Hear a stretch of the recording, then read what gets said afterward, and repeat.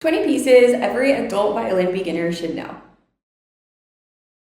Hey everyone, hi, I'm Megan. I've been playing the violin for practically my whole life and teaching for about 12 years. At this point, I've taught hundreds of adult beginners and understand their unique struggles and goals. If you're enjoying my videos, please make sure you are subscribed to my channel and check out my community, Learn Violin Online, which is always linked in the description.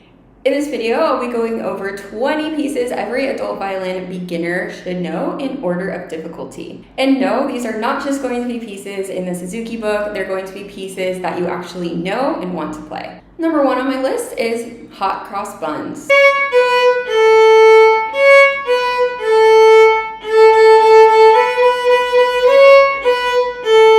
This piece is great for beginners because first of all, I'm pretty sure everybody knows it.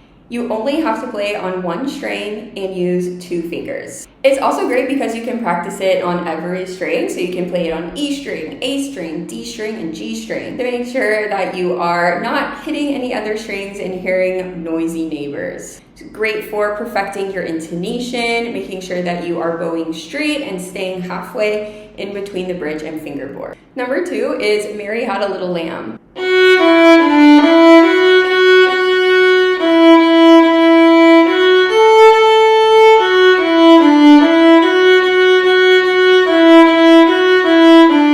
So again, this is a piece that I'm pretty sure everybody knows. So Mary Had a Little Lamb still only incorporates 2 fingers, fingers 1 and 2, but it does add a string crossing, so it should be played on 2 strings. Again, you can play it on any combination of strings, A and E, D and A, like I just did, or G and D. A fairly simple tune, but it does step up a little bit from hot cross buns. And by the way, I teach all of the pieces I'm mentioning in this video inside of the premium membership of Learn Violin Online. Number 3, we have Twinkle Twinkle Little Star. I couldn't create this list without putting Twinkle on it.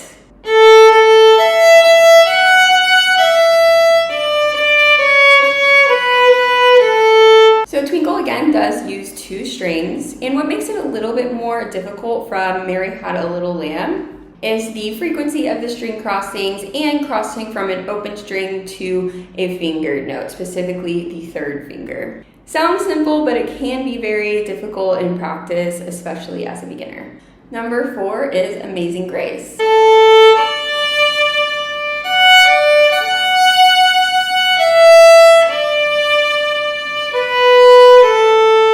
Very popular tune, again just using 2 strings. However, this time we are incorporating slurs. So new bow stroke alert, and there are significantly more string crossings in this piece than the previous tunes. Number 5 is Ode to Joy.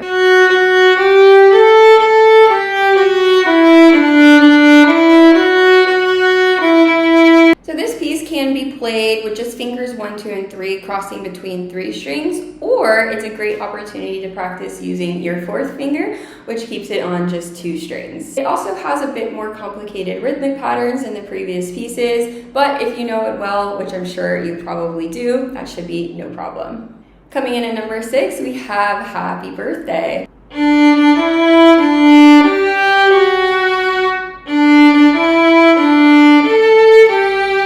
Happy Birthday is an awesome opportunity to practice both your 4th fingers and a new finger placement of the low 2nd finger.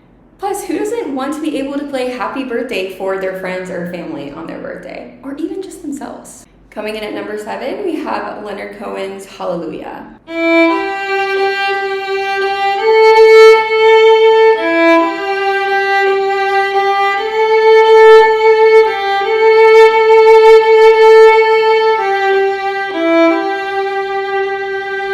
Hallelujah is more practice with the low 2nd finger, and if you're reading the sheet music, it also has an interesting time signature.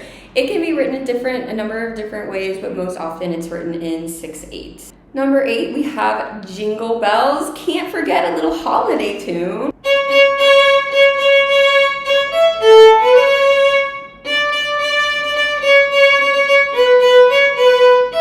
The chorus of this piece is fairly simple and can be played entirely on 1 string using the 4th finger. However, if you are playing the verse part of it, you do need to use a new finger placement of the high 3rd finger. Number 9 is The Gale from Last of the Mohicans.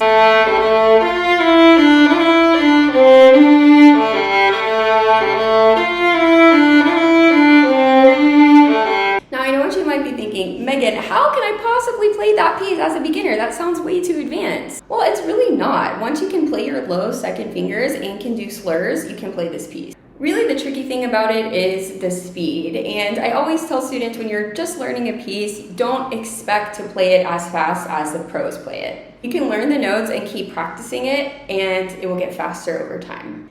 Number 10 is Hedwig's theme from Harry Potter.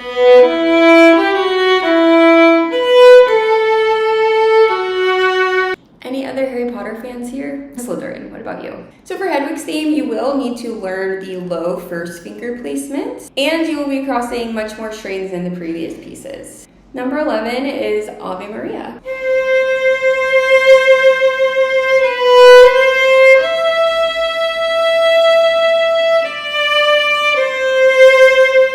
Ave Maria does incorporate the low twos, the low ones, so all of the finger placements that you've learned so far. But really what I think makes it a little bit more difficult is that it's a slower piece. I often find that slower pieces are more difficult than faster pieces because they require so much control. So Ave Maria is a great time to work on your bowing, your dynamics, and if you have begun on your vibrato journey, it's an excellent time to practice that as well. Number 12, it's Pirates of the Caribbean.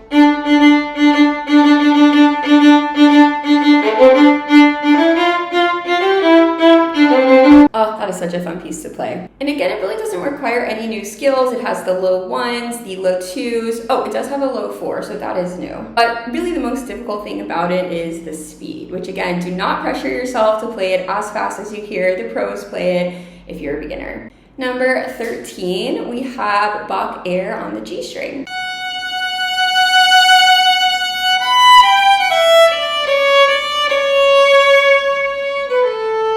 So this is a beautiful and iconic piece. I played it many times at weddings, and again, it is slower, so it does require more control, more expressiveness, but really the most tricky thing about it is the rhythm. So it's a great time to put on your math hat and subdivide. And again, if you know how the tune goes, if you listen to it a lot, that will really help with the rhythm as well. Number 14, we have La Vie en Rose.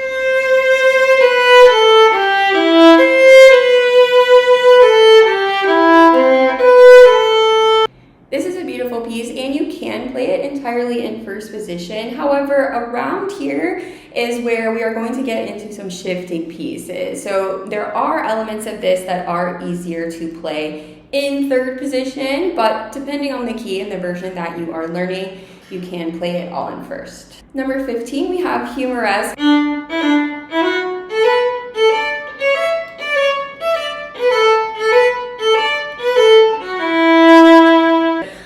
Love it so much. I think it has so many fun characters, and it's a great opportunity to practice different expressions and different emotions in one piece. And again, it does have some optional shifting. I do like to teach it with the shifting to third position because I think it makes it beautiful, and why not, right? We need to practice it and learn it anyway, but you can play it entirely in first.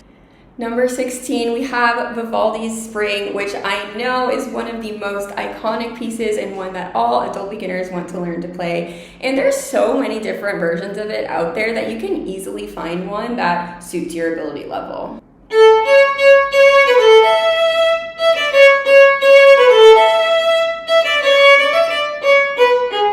It does have high threes, it has some trills. You can even experiment with brushing your bow off the string in this piece as well. Number 17 is Game of Thrones theme. So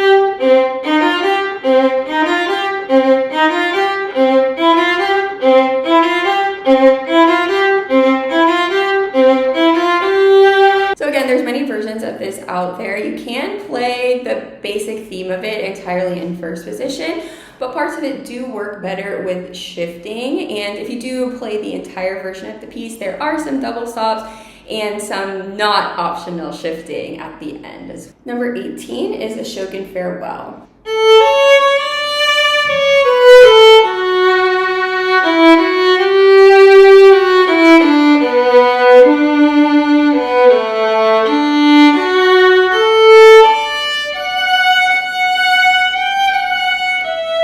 Beautiful piece. Again, there's many different versions of It's the one that I'm most familiar with. You do have to shift, and there are some double stops in there as well. Nothing too crazy. I think it's just like open string double stops, but we're definitely getting into the more intermediate category here.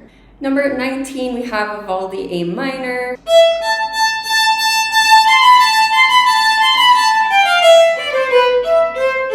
Okay, so this one is in Suzuki, but it is just a very standard intermediate violin piece. The themes are so fun. It's really catchy and easy to get stuck in your head. There is a lot of shifting and some fast passage work as well. And finally, coming in at number 20, which is also in Suzuki, but it's the Bach double.